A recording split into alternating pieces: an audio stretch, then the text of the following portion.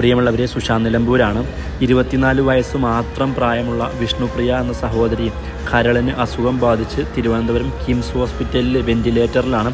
എത്രയും പെട്ടെന്ന് മോളുടെ കരൾ മാറ്റിവെക്കണമെന്നാണ് ഡോക്ടർമാർ പറയുന്നത്. ഈ വീഡിയോ കാണുന്ന എല്ലാവരും ഈ പൊന്നു മോളുടെ സർജറിക്ക് വേണ്ടി സഹായിക്കണമെന്ന് വിനയപൂർവ്വം അഭ്യർത്ഥിക്കുകയാണ്. ഞാനിപ്പോൾ തിരുവനന്തപുരം കിംസ് ഹോസ്പിറ്റലിലാണ്.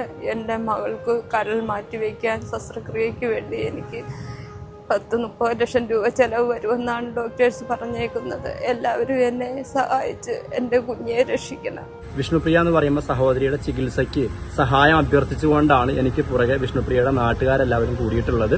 ഇവിടെ ഒരു ജനകീയ കമ്മിറ്റിയും രൂപീകരിച്ചിട്ടുണ്ട് ഈ മോളുടെ ചികിത്സയ്ക്ക് വേണ്ടിയിട്ട്. ഈ വീഡിയോ കാണുന്ന എല്ലാവരും നിങ്ങളെ കൊണ്ട് കഴിയുന്നൊരു സഹായം ഈ പൊന്നു മോളുടെ ചികിത്സയ്ക്ക് വേണ്ടി ചെയ്തു കൊടുക്കണമെന്ന് വിനയപൂർവ്വം അഭ്യർത്ഥിക്കുകയാണ്. ഞാൻ കൊത്തുപുഴ ഗ്രാമപഞ്ചായത്തിലെ 50 ഏക്കർ വാർഡിന്റെ മെമ്പർ അജിതയാണ്.